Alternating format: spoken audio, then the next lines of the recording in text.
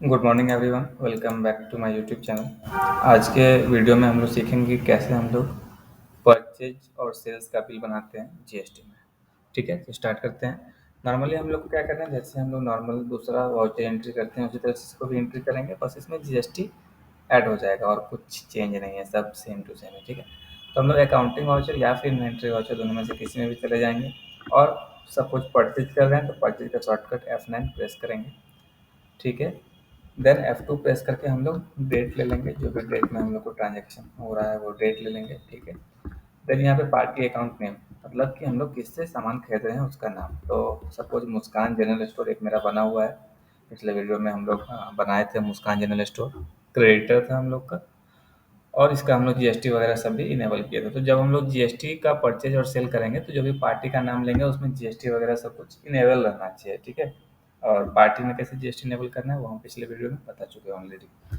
ठीक है, तो यहाँ पे मुस्कान जनरल स्टोर ले लेंगे, इंटर इंटर करके इसको सेव कर देंगे, इसमें कुछ चेंज नहीं करना है। ठीक है, परचेज लेजर में हम लोग को क्या करना है, परचेज अकाउंट लेना है, जो कि हम बहुत पहले ही बता चुके हैं। जब एक्सपेंडिचर साइकिल पढ़ाए थे उस समय बताए थे कि परचेज लेजर में हम लोग को क्या बनाना है, तो परचेज अकाउंट बनाना है नॉर्मली। तो हम लोग यहाँ से परचेज अकाउंट चूज कर लेंगे।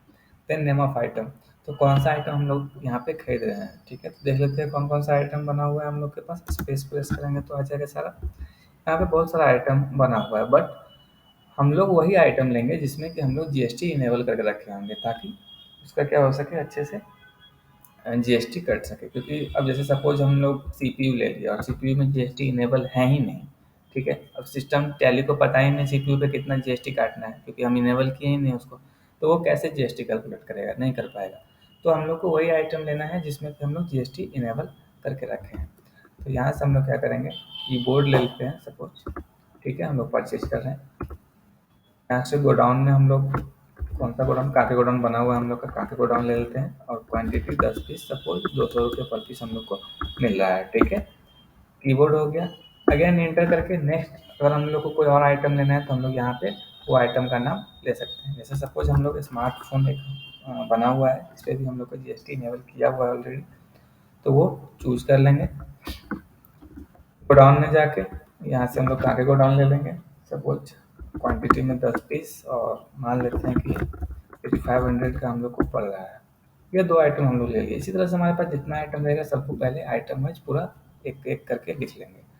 देन हम लोग क्या करेंगे, एंटर प्रेस करेंगे। अब सपोज हम लोग को नेक्स्ट आइटम नहीं लिखना है तो एक और एंटर प्रेस करेंगे।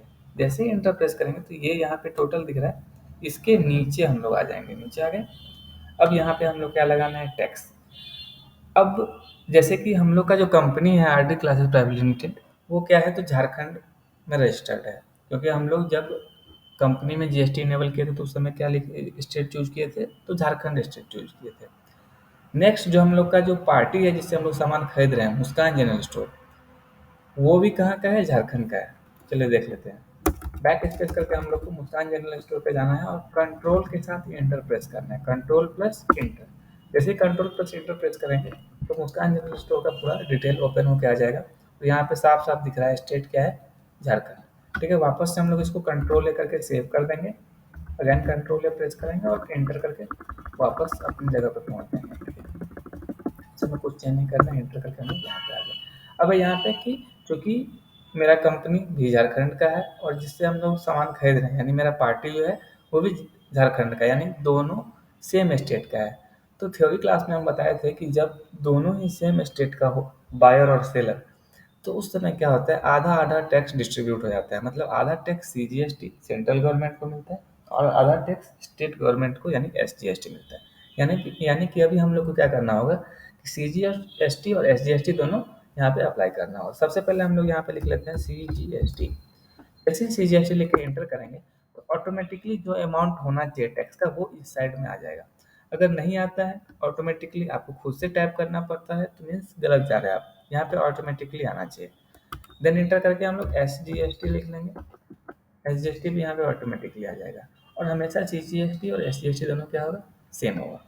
और टोटल जो अमाउंट है और टैक्स है सबको टोटल करके यहाँ पे नीचे हम लोग को 97,560 दिख रहा है।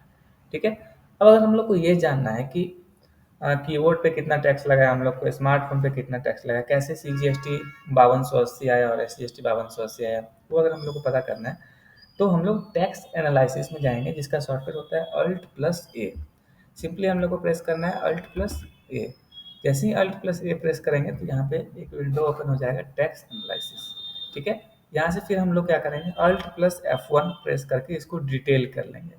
Alt+F1, अगर शॉर्टकट याद नहीं रहता हो तो यहाँ पे राइट में देखिए लिखा हुआ है F1 डिटेल, इस पर जाके क्लिक कर देंगे तो भी हो जाएगा। ठीक है, यहाँ पे हम लोग को दिखा रहा है कि कीबोर्ड सबसे ऊपर लिखा हुआ है 2000 का कीबोर्ड हुआ आपका, जिसपे कि 360 रुपये टैक्स बनता है। कैसे बनता है, तो ये सेंट्रल टैक्स इस पे लगा है 9% और स्टेट टैक्स लगा है 9%। तो चूंकि कीबोर्ड का जब हम लोग आइटम क्रिएशन किए होंगे तो उस समय जो उसका GST डिटेल फिल किए होंगे उसमें हम लोग दिखाए होंगे कि कीबोर्ड पे 18% टैक्स लगता है। तो 18% का आधा आधा बटेगा, तो आधा सेंट्रल आधा स्टेट, तो 9% अब 2000 का 9% अगर आप निकालिएगा तो 180 आता है। निकाल के अपना आप लोग देख लीजिएगा। सेकंड जो स्मार्टफोन है उसका टोटल अमाउंट हुआ था 85,000। ठीक है, इस पर टैक्स लगाया 10,200 रुपये। कैसे, तो सेंट्रल टैक्स 6% और स्टेट टैक्स 6%। तो जब हम लोग स्मार्टफोन का आइटम क्रिएट किए होंगे तो उसमें जो हम लोग GST डिटेल डाले होंगे उसमें लिखे होंगे कि इस पर 12% टैक्स लगता है। तो चूंकि आधा आधा बांटना है तो आधा सेंट्रल का 6% और आधा स्टेट का 6%। अब 85,000 का 6% निकाल के देख लीजिएगा, यहाँ पे 5100 ऑटोमेटिकली आपको आ जाएगा। ठीक है, कैलकुलेटर की मदद से कैलकुलेट करके देख लीजिएगा।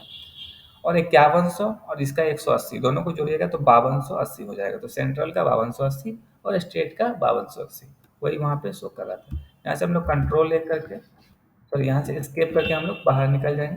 यहाँ पे देखिए 5280 समझ में आ गया। इंटर इंटर करके नॉर्मली इसको क्या कर देना है, हम लोग को सेव करने से हमें कुछ नहीं फील करना है, इंटर करके आगे बढ़ जाना है,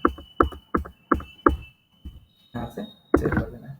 इस तरह से हम लोग परचेज का एंट्री कंप्लीट कर लिया। ठीक है, चलिए डेबुक में चल के हम लोग देखते हैं इस एंट्री को। डेबुक याद होगा मे भी आप लोग को, डिस्प्ले, यहाँ से डेबुक, यहाँ पे देखिए एंट्री हम लोग का किया हुआ है। ठीक है, इस तरह से हम लोग सेल्स का भी एंट्री कर सकते हैं। जिस तरह से परचेज का एंट्री हो उसी तरह से हम लोग कोई भी सामान किसी को बेच सकते हैं। कैसे, नॉर्मली अकाउंटिंग या इन्वेंट्री वाउचर किसी में भी जाइए, सेल्स का शॉर्टकट प्रेस कीजिए, दैट इज F8। ठीक है, F2 प्रेस करके आप डेट लीजिए जिस डेट को आपको जिस डेट को आप सामान बेच रहे हैं। ठीक है, पाँचे अकाउंट नेम है जिसको सामान बेच रहे हैं उसका नाम, तो राजू अकाउंट ले लेते हैं। ठीक है, एक बार देख लेते हैं, कंट्रोल इंटर करके राजू में जाके कंट्रोल इंटर कर लेंगे ताकि ये पता चल जाए कि GST डिटेल भरा हुआ है कि नहीं। यहाँ पे साफ साफ दिख रहा है कि राजू अकाउंट में कोई भी GST डिटेल भरा हुआ नहीं है, तो हम लोग इसका इस्तेमाल नहीं कर सकते क्योंकि बताए थे तभी GST लगेगा जबकि GST डिटेल पार्टी में और आइटम में GST डिटेल इनेबल रहेगा, तभी जाके GST लगेगा। हम लोग कोई और आइटम कोई और ले लेते हैं, रघु अकाउंट देख लेते हैं इसमें GST है कि नहीं। हाँ, रघु अकाउंट में देख रहे हैं वेस्ट बंगाल का ये पार्टी है और इसमें GST इनेबल किया हुआ है हम लोग का, तो इसको हम लोग यूज कर सकते हैं। सेल्स लेजर में क्या करेंगे, सेल्स अकाउंट ले लेंगे, नेम ऑफ आइटम क्या बेचना है, तो कीबोर्ड ले लेते हैं, जो सामान अभी जस्ट हम लोग खरीदे हैं उसी को फिर वापस भेज दे रहे हैं। ठीक है, यहाँ से हम ले रहे हैं कांके गोडाउन 5 पीस 250 में बेच रहे हैं। देन हम लोग स्मार्टफोन बेच ले रहे हैं, ये भी हमारा कांके गोडाउन में है, इसको 6 पीस बेच लेते हैं 9000 का। इस तरह से हम लोग दोनों आइटम लिख लिए। अब यहाँ पे नीचे आके हम लोग क्या लगाएंगे, CGST। बट जब CGST हम लोग लगाएंगे तो इसका वैल्यू नहीं आएगा। ठीक है, और हम क्या बोले थे, CGST लिखने के बाद अपने आप ऑटोमेटिकली वैल्यू आना चाहिए, तभी आप समझिए सही जा रहे हैं, अदरवाइज गलत जा रहे हैं। तो ऑटोमेटिक वैल्यू नहीं आया, इसका मतलब क्या है कि हम लोग गलत जा रहे हैं। कहाँ गलत जा रहे हैं वो हम बताते हैं। अभी हम जानबूझ के CGST लिखे हैं। कैसे, तो हमारा जो कंपनी है वो कहाँ का है, झारखंड का है। जो रघु अकाउंट है वो जस्ट हम लोग अभी देखे हैं कि वो वेस्ट बंगाल का है। मैं भी चाहता दोबारा जाके हम दिखा दे रहे हैं आपको, कंट्रोल एंटर, ये देखिए कहाँ का है, वेस्ट बंगाल का। वेस्ट बंगाल का इसका मतलब क्या हो गया कि डिफरेंट स्टेट का हो गया। और जब डिफरेंट स्टेट का होता है तो हम थ्योरी क्लास में बताए थे कि अगर बायर और सेलर दोनों डिफरेंट स्टेट का होता है तो टोटल पैसा जो है सो डायरेक्ट सेंट्रल गवर्नमेंट को चल जाता है, और वहाँ पे जो टैक्स टाइप यूज होता है वो होता है IGST। तो इसीलिए यहाँ पे हम CGST और SGST अगर कुछ भी लेंगे तो उसका वैल्यू ऑटोमेटिकली नहीं आएगा। यहाँ पे क्या लेना होगा हम लोग को, IGST। जैसे IGST लिखेंगे तो ऑटोमेटिकली यहाँ पे जो वैल्यू होगा वो यहाँ पे शो कर देगा। ठीक है, यहाँ से हम लोग अगेन Alt A में जाके इसका टैक्स एनालिसिस कर सकते हैं। कीबोर्ड 1250 रुपये का हुआ, उस पर 18% टैक्स लग रहा है। स्मार्टफोन 54,000 का हुआ, उस पर 12% टैक्स लग रहा है। स्केप करके बाहर निकल जाते हैं, इंटर इंटर करके इसको नॉर्मली बिना कोई चेंज किए हुए सेव कर देंगे। सिंपल सा बात है। ठीक है,